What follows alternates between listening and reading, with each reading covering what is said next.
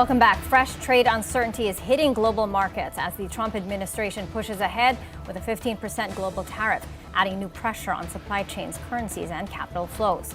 For emerging markets like ours, these shifts could mean a more volatile external environment, just as growth remains fragile. Now, so what does this new wave of global trade tension mean for the Philippines? For more, we're joined by RCBC's chief economist, Mike Oreta. Hi, Mike. Thanks for being here with us. Hey, good morning, Maiki and viewers. Nice to be back. Okay, Mike, the U.S. is pushing ahead with a new global tariff regime. What does this mean specifically for us? It's good for emerging markets. We have seen the reaction since late Friday. That's a U.S. time zone. And even this morning, we have seen a stronger peso at 57.90 levels. It's the strongest in more than 4.5 months since early October. And we have also a stronger stock market. It's now at 6,500 levels. That's the highest since July 14, or in more than 7 months. So that effectively erased all the losses since the SONA, when the president himself exposed the anomalous flood control project. So it should be good for emerging markets because the U.S. Supreme Court named as or ruled against Trump's global tariffs, particularly the reciprocal tariffs and those tariffs pertaining to fentanyl. So, bottom line, Trump cannot weaponize tariffs anymore. Yeah, that's right. What the U.S. Supreme Court is basically saying, Trump, you cannot weaponize these tariffs.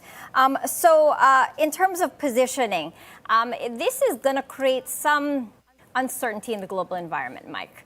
What are your thoughts on, things are aflux because of this decree by the U.S.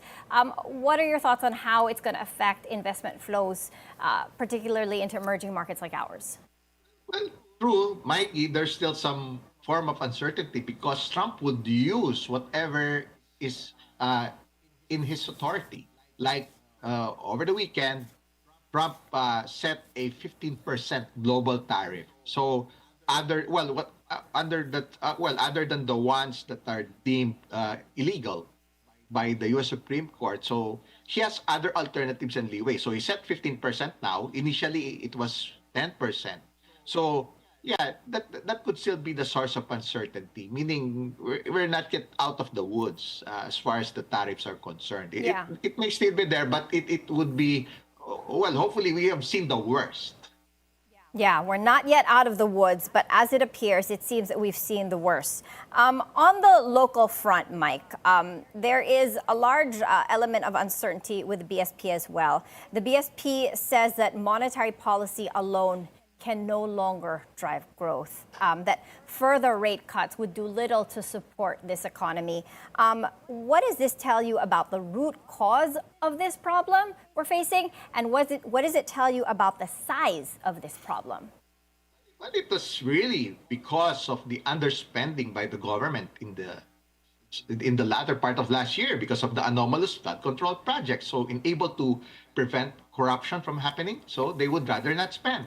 So that slowed down the economy. And as a result also of the political noise surrounding which, it also adversely affected and hit investor sentiment and confidence. That's why in the latest data that came out as of the fourth quarter, investments declined by almost 12% year on year. So therefore, you need a reversal of that. Monetary policy does help, yes.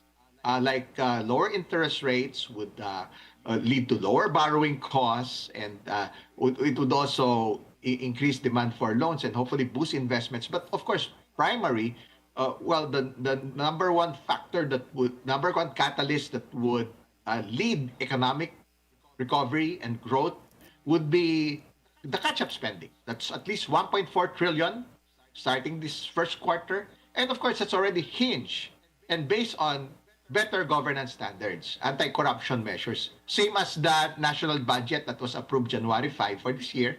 It's already based on better governance standards compared to the previous year. And that has been the commitment of the economic team, that to do this catch-up spending and pump prime the economy, and hopefully it would also boost investor confidence and sentiment, and eventually, again, lead to more investments into the country and lead to faster economic growth this year.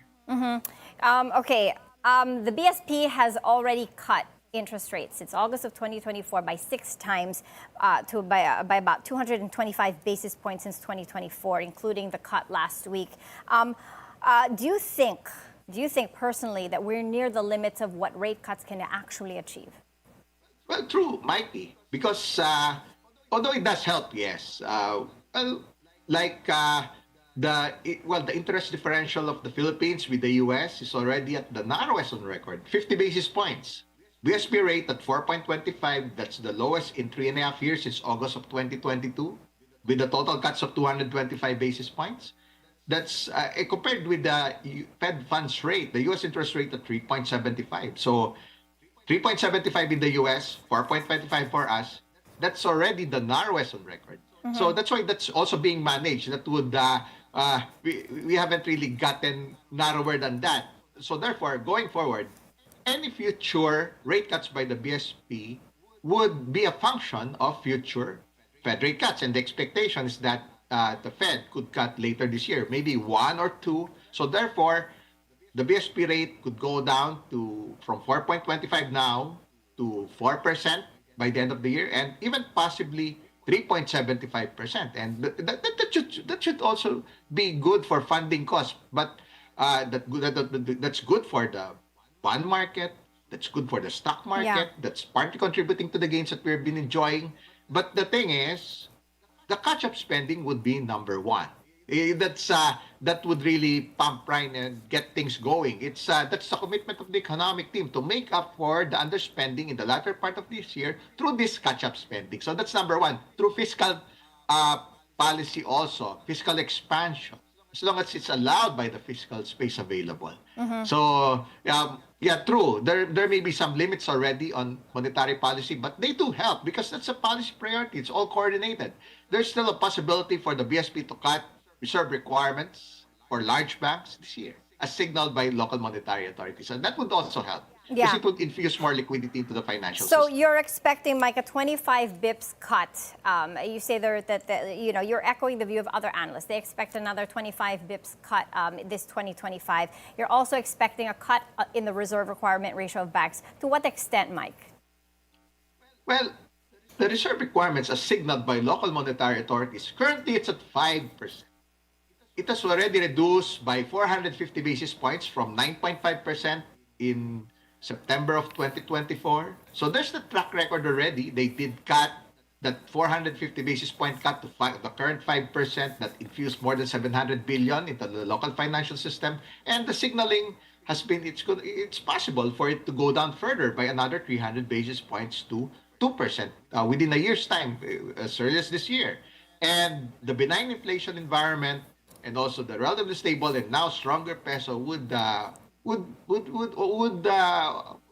justify and support that further monetary easing, including RRR cut, and that would infuse around 540 billion in additional liquidity into the financial system, meaning more funds for banks to lend, Yeah. to invest in bonds, and that would be reduce intermediation costs as well, and bring down borrowing costs and funding costs as well. And that's good for the economy. Yeah. Mike, on the geopolitical front, rising tensions in the Middle East are pushing oil prices higher.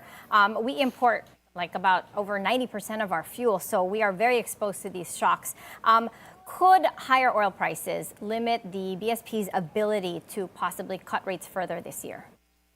Yeah, that's one risk, Mikey. That's the geopolitical risk that everybody else is anticipating right now, because Trump gave a timeline of enabled for Iran to agree to a nuclear agreement or deal with the U.S. So it's less than 2 weeks' time. So there's that risk that the U.S. could intervene and attack Iran.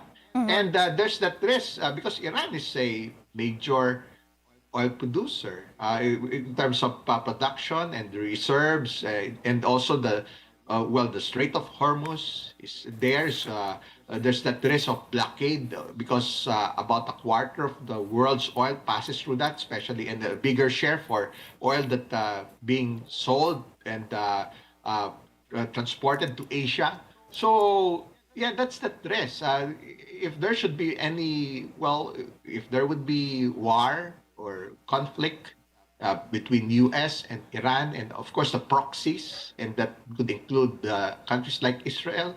So any risk of escalation also would lead to higher oil prices, Yeah. and higher oil prices would lead to higher inflation. Yeah. We will all feel that Yeah. here So, because we. Mike, would you say that this is the biggest risk to growth? Yes, it is right now. As far as the external factors, the exogenous factors that are beyond our control, the geopolitical risk factor, that's number one. Of course, there are other risk factors like, since a few weeks ago, like Venezuela. We have also Greenland, and also, of course, the U.S. is also fighting terrorists in other areas like in Syria, Nigeria, in Yemen. So well, so yeah, those are things beyond our control. Mike, So, with monetary policy reaching its limits and global risks rising, what is your outlook for the peso in this first half?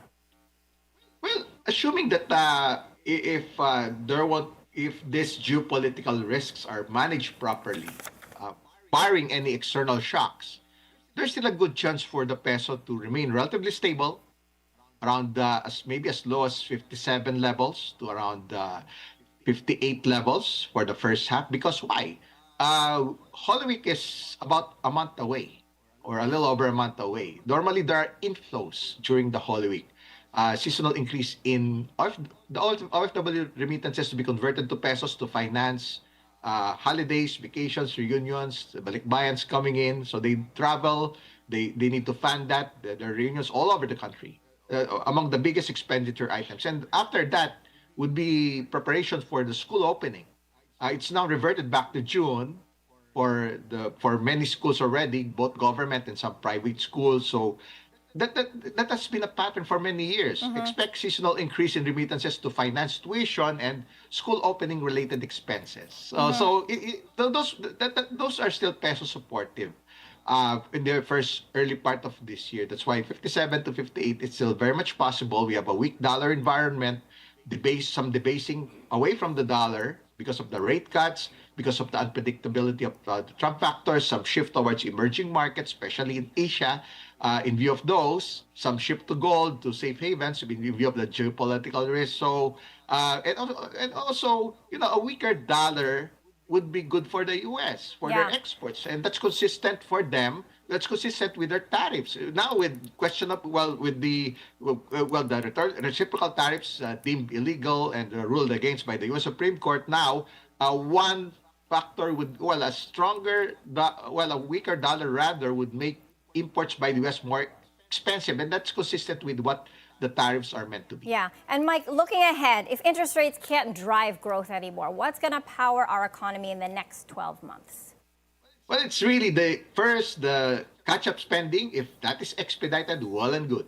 And into next year, we need to remember that the elections may be 2 years away from now, but the preparations for which, especially by the latter part of 2027, there would be expedited spending. So they could start that already. And well and good if it's based on anti-corruption measures and improved governance standards in view also of course, everybody would be focused on, the commitment on governance reforms, because that is structural. That would overhaul in a positive way the political system to further eradicate corruption. Those four bills, the anti-political dynasty, because that could also shape the elections. Yeah. If that is passed, and the reforming of the partyless system, the creation of the Independent People's Commission, and of course the cadena, greater transparency and accountability of government spending. So that's the bottom line. If that could potentially change even the political landscape, if you improve governance standards further eradicate corruption, hopefully with the catch-up spending based on those, so that would pump prime the economy, and we would see faster growth this year, maybe a little over 5%. The consensus is that, Yeah. a little over 5%. Around 5.3 to 5.8%, that's possible. depending, it's largely because of a function of how fast can the catch-up spending based on good governance would be rolled out and deployed. Yeah. And of Okay, course, Mike, the thank recovery you of so investments much. also. Yeah, thank you so much, Mike. That's all the time we have for today. Mike Rickerford, Chief Economist of HSBC Bank. Thank you so much, Mike, and to your viewers. We're taking a quick break. Up next, the MVP Group consolidates its renewable energy portfolio, setting the stage for SP Next market return. Stay with us. This is Business 360.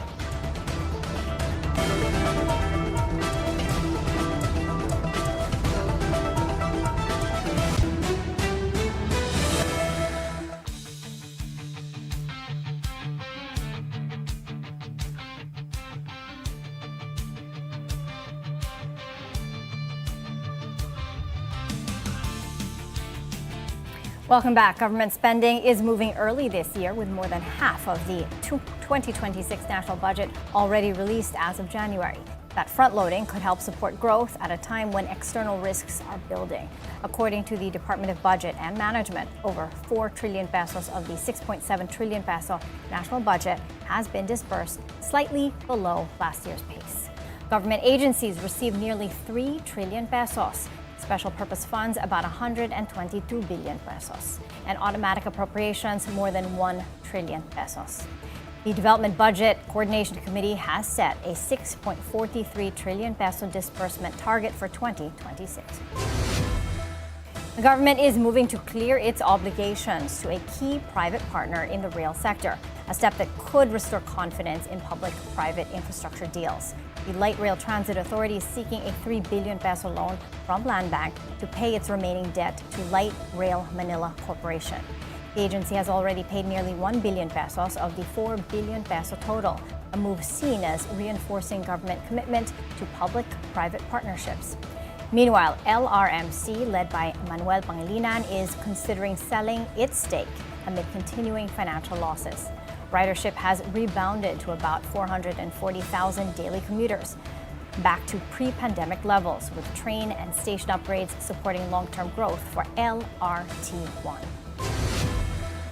A new mobile clinic rolls out in Cavite as Toyota and the Philippine General Hospital launch a program delivering basic health services to communities with limited access to hospitals. Our mobility correspondent, G. Baroga, has the details. In a quiet town like Ternate, a hospital trip isn't always simple. It can mean long travel, extra expenses, and time away from work or family. But that changes as a clinic on wheels rolls out. The HEAL Mobile Clinic is part of the Healthcare Mobility for All program led by the Toyota Mobility Foundation or TMF, the Toyota Motor Philippines Foundation, and the Philippine General Hospital or PGH. The Philippines is the pilot site for the project, first introduced during the 35th anniversary celebration of the Toyota Motor Philippines Foundation. For TMF Executive Program Director Pras Ganesh, the idea goes beyond vehicles. It's about people. He says everyone moves for a reason: education, trade, business, or for medical care. But too often, access to healthcare means traveling far, only to wait and sometimes to be turned away because facilities are full. We recognized that many people had to travel long distances for their healthcare services, and also that some people who were actually going for healthcare services were unable to get treatment just because of the fact that the healthcare capacity was not sufficient to be able to treat everyone. That reality is what this project hopes to change. This Toyota coaster has been converted into a mobile clinic as part of Toyota's HEAL project. This unit is one of two and is stationed right here in Ternate, Cavite, offering diagnostics services to about 28,000 residents. The coaster is equipped to provide some services like chest x-ray, electrocardiogram or ECG tests, complete blood counts, blood sugar tests, and kidney screening. The HEAL program also supports healthcare workers from PGH in Manila by providing transport services to and from the hospital. TMP Foundation President Jose Maria Aligada admits that mobile clinics and health tech tools are not new ideas. He says what's different is the integration of these elements, mobility, technology, and partnerships, so healthcare feels closer and more personal. By the end of the year, the system will be turned over to PGH along with lessons on how to improve and expand it. What we hope will come out of this program is that people will realize private sector and local governments can work together. That's the key, the collaboration among partners to bring about an outcome that is favorable to communities. And the mission continues. Another Heal mobile clinic is set to roll out in New Clark City, Tarlac, bringing the same promise, healthcare that comes to you. For BNC Mobility, G. Baroga. SP New Energy Corporation is consolidating its green energy portfolio under the Meralco Group, setting the stage for a large-scale re-IPO expected next year. The Manuel Pangilinan-led firm has rebranded as MGen Renewable Energy Holdings, with the M Green, the renewable energy arm of Meralco PowerGen, as the surviving entity in the merger. Pangilinan says renewable assets, excluding Terra Solar, will be injected into M Green ahead of the re-IPO. Let's take a look at how global markets closed last Friday. U.S. stocks finished higher, led by gains in Alphabet, Amazon, and other mega-cap names, after the Supreme Court struck down President Donald Trump's global tariffs. Yeah, the markets are mostly in the green and have been throughout the day. And honestly, that is the market feeling a bit of burden coming off of its shoulders. But it has been moving sideways during the day, not going straight up. And the reason for that, I think, is because it's still uncertain. Just because a ruling came in striking down Mr. Trump's tariffs, that doesn't mean that we're going to have additional tariffs. And we just heard today that we will. And 150 days later, things might change again. So it makes the future uncertain. We went from a certain environment of having high tariffs to having an uncertain environment of having lower tariffs. So, the market is trying to digest, is this actually good news right now? Or are we just going to be getting, tariff news here and there again, as we did last year? And that is one thing that investors do not like, is surprising news on policy that they don't expect. The Dow Jones Industrial Average rose by 0.5%, the S&P 500 up by 0.7%, and the Nasdaq up by 0.9%. Over in Europe, markets also closed higher. The UK's FTSE 100 up by 0.6%, Germany's DAX higher by 0.9%, and France's CAC 40 up by 1.4%. Let's take a look at the Philippine Stock Exchange right now. As of 10:04 this morning, the PSE index is trading to the upside, higher by 0.5% to 64.97. Volume is at 242 million shares traded, valued at 1.42 billion pesos. Market breadth bullish, with 100 advancers, 52 decliners, and 52 stocks unchanged. On the currency front, the peso opened at 57.95 to the dollar, up from its previous close of 58.15. Now let's check on how other markets are doing here in Asia. Right now, the Nikkei 225 is trading to the downside, down by 1.1%. Hong Kong's Hang Seng Index up sharply, up by 1.5%. Shanghai Composite down by 1.3%, and Singapore Straits Times Index higher by 0.3%. In other news, power regulators set the country's first price cap for offshore wind at 11 pesos per kilowatt hour under the fifth round of the Green Energy Auction Program. The rate is slightly above the initial 10 pesos and 40 centavos and factors in port rental, fishery compensation, and costs, as well as inflation and foreign exchange assumptions. The Energy Regulatory Commission will hold further consultations on a one-time indexation mechanism to adjust tariffs if costs or exchange rates shift before projects become operational. Another public consultation is set in March. Now, air travel in the country is now fully recovered, with passenger numbers surpassing pre-pandemic levels for the first time.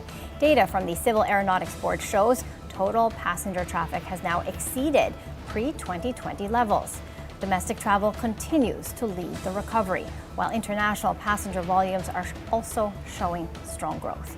Foreign airlines are expanding capacity, reflecting renewed confidence in the Philippine aviation market.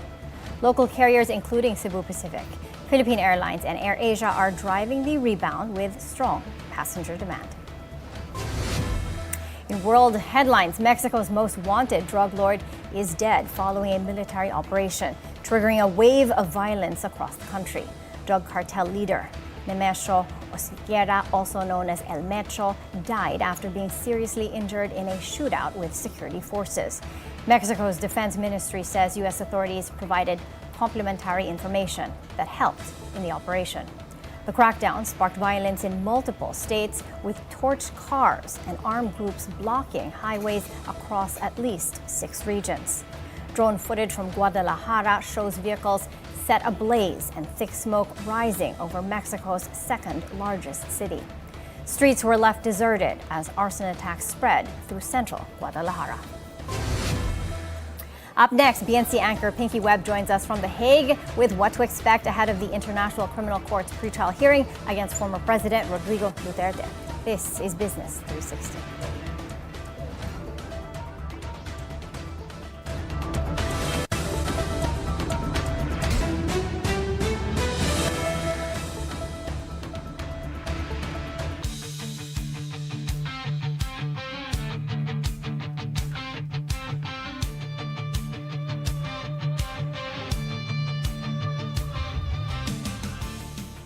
The International Criminal Court begins its confirmation of charges hearings against former President Rodrigo Duterte. The proceedings will help determine whether the case moves forward to full trial. We have this report from Pinky Webb. We are standing in front of the International Criminal Court, where the hearings on the confirmation of charges of former President Rodrigo Duterte will take place. The hearing on Monday will begin at 10 a.m. local time. That's 5 p.m. there in the Philippines, with a 30-minute delay for those who will be watching on the social media pages of the ICC. What to expect on Monday's hearing would be the reading of the charges and the opening statements coming from the prosecution, the CLRVs, or the common legal representatives of the victims, and also, of course, the defense. Again, former President Rodrigo Duterte has waived his right to appear before the ICC pretrial Chamber 1 for the confirmation of charges on him. Reporting live from The Hague, Pinky Webb for the Bilyonaryo News Channel. Former President Rodrigo Duterte's lead counsel says the defense is ready for the pretrial hearing at the International Criminal Court. In an exclusive interview with BNC, attorney Nicholas Kaufman confirms that Salvador Panelo and Silvestre Bello will be present. Kaufman says that the legal team consists of 7 to 8 core members, including advisors from the Philippines. He adds that his primary role is to challenge the sufficiency of the evidence presented by the prosecution. How confident are you about defending the former president? For me, it's a privilege to defend him because I believe him. I believe him, and my job is to attack the sufficiency of the evidence. And I've seen the evidence, I've learned the evidence, I've been learning it for the last year, unlike the victims' representatives who will be appearing tomorrow, who rolled up last week. I'm not sure they've even been able to access the evidence, but anyway, they'll be saying their piece tomorrow. We're prepared.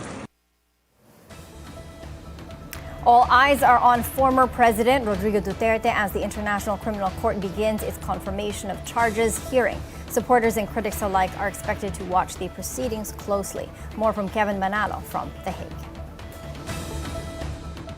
We have seen supporters from both camps, the pro-Duterte and critics led by human rights activists. Duterte loyalists hail from different parts of Europe, including Germany, Switzerland, and the UK. They pray that the former president will be set free, hoping that the evidence against him are insufficient. They believe that these actions against their Tatay Digong is nothing but politically motivated. For critics and human rights activists, they believe that Duterte deserves to be locked up in jail for good, as the co-perpetrator in the extrajudicial killings which led to thousands of deaths in the Philippines. Both camps will fiercely watch as the confirmation of charges hearings unfold. Reporting live from The Hague, I'm Kevin Manalo for Bilyonaryo News Channel. Bilyonaryo News Channel brings you special coverage of former President Rodrigo Duterte's confirmation of charges hearing at the International Criminal Court. We have the facts, the key moments, and what unfolds inside the courtroom. Now catch our special coverage today, February 23rd at 5 p.m. here on the Bilyonaryo News Channel. This Monday, history takes the stand as former President Rodrigo Duterte faces proceedings before the International Criminal Court in The Hague. Anchored by Willard Chang, with live updates from Pinky Webb and Kevin Manalo on the ground. Bilyonaryo News Channel brings you inside Duterte's trial beginning Monday, February 23. We're honored to share agenda of the Bilyonaryo News Channel has been recognized by the Philippine Arts, Film and Television Awards. The award-giving body cited agenda's bold, relevant and incisive reporting on economic and business issues that directly affect Filipinos. PAFTA noted the program's depth of analysis, responsible reporting, and strong journalistic integrity, adding that it helps inform public decision-making and contributes to higher broadcast standards. Siyempre, flattering sa para sa buong agenda at Bilyonaryo News Channel kasi sabi ko halos 2 taon pa lang yung agenda pero marami na yung mga pagkilala na ipinagkakaloob sa programa. Parang parang it also serve as an inspiration para sa atin sa agenda na pagbutihin pa at patuloy na maghatid ng mga storya na matatapang katulad nung nakagisnan. Abante and the broader Bilyonaryo Group also received honors, including recognition for Roldan Castro, host of Showbiz Police on Abante.